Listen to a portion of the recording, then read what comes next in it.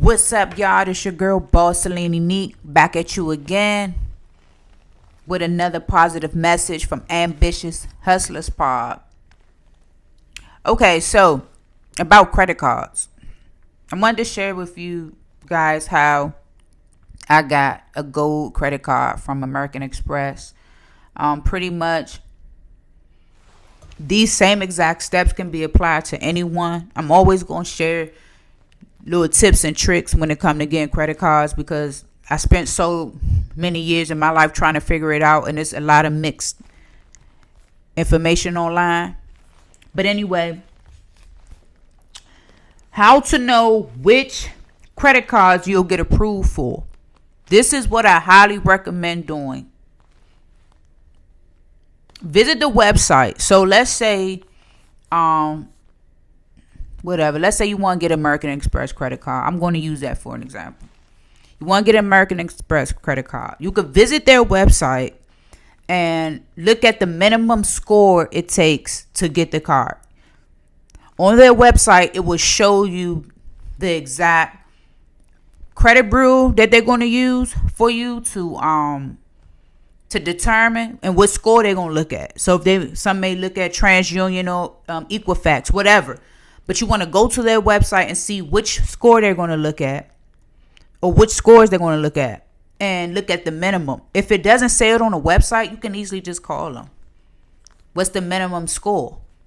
And a lot of times they'll let you know that. But you could find this information on your computer. Once you see what the minimum score is, then you could just go to the website. And I'm just saying this for American Express, but this is any credit card company, any one of them. Just go to their website and see what's the minimum score to get approved.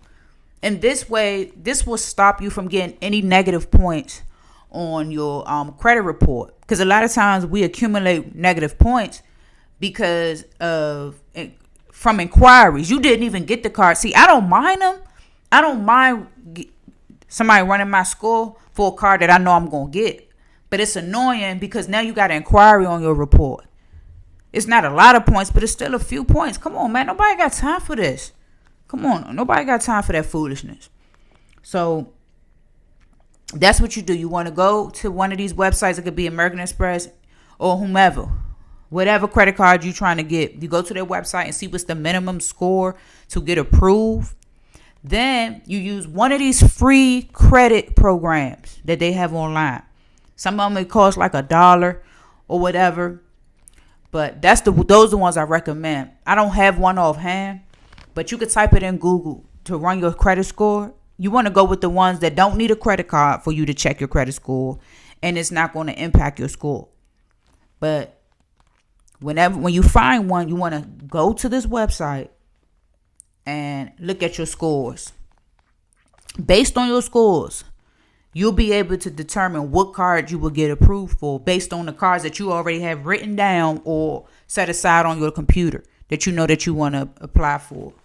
The easiest way, I got my first big credit card, and to me, hey, I'm an everyday person. To me, a big credit card is $25,000. I'm not gonna hold you. I mean, hey, somebody else may say $100K, whatever. To me, a big credit card is $25,000. I got my first $25,000 credit card through a credit union. And that's an option as well. Before you just run out here and go to any credit union, I don't know where you are looking at this video, but before you just run out here signing up with any credit union, look at all the products that they offer. Look at the cards they offer. So I know with Navy Federal. With Navy Federal, they offer flagship. They offer an Amex card, and I think there's some type of cash card.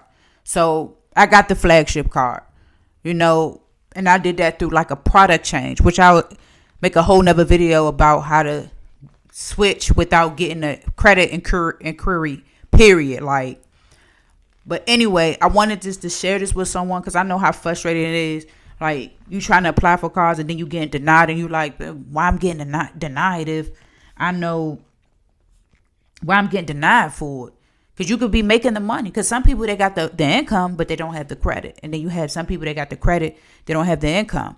So It's for real. I think it's best to have both. You want the credit for leverage, especially if you're into like entrepreneurship things like I am, because then you could take somebody else's money and you spend their money and it gives you time to make money. It makes sense. But only use this credit card, any kind of credit card, unless you know you're going to replace the money within 30 days before that next billing cycle. And it's important. A lot of people talk about due dates. Due dates is fine, but the goal is to pay it to zero. That way it reports back to the credit bureaus a zero balance, which makes your score. Every month you get in higher points on your credit score because it's reporting a zero balance. Let's say if you got $5,000 credit card, but you spent $1,500 before the billing cycle, you paid the $1,500 off. Boom, it's gonna report $5,000 available with a zero balance due. So that's all you have to do. Again, just visit that credit card site that you're interested in or different ones and look at the minimum score. Check out your scores and whichever score they're going to look at, see if you have at least the minimum. If you have at least the minimum, I will pull the trigger and apply for it. Now, if you got more than the minimum, it's a no-brainer. Apply for it. You're going to get it. That way it's not a guessing game. It's really not a guessing game. I just figured you guys could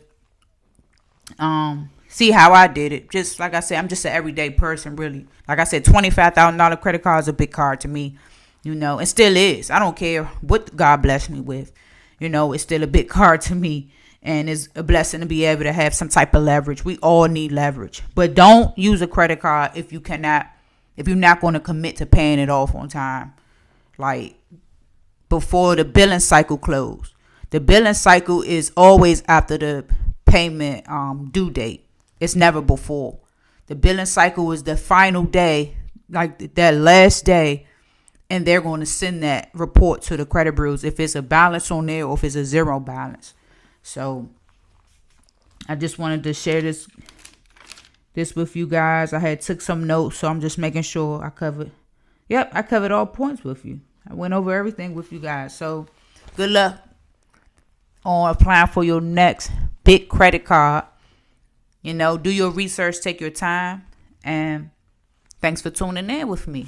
Thanks for tuning in with your girl, Boss Eleni Neat. Stay motivated, keep the faith, read your Bible for yourself. Make sure you subscribe, like, and comment over here at Ambitious Hustlers Pod. Let's get it.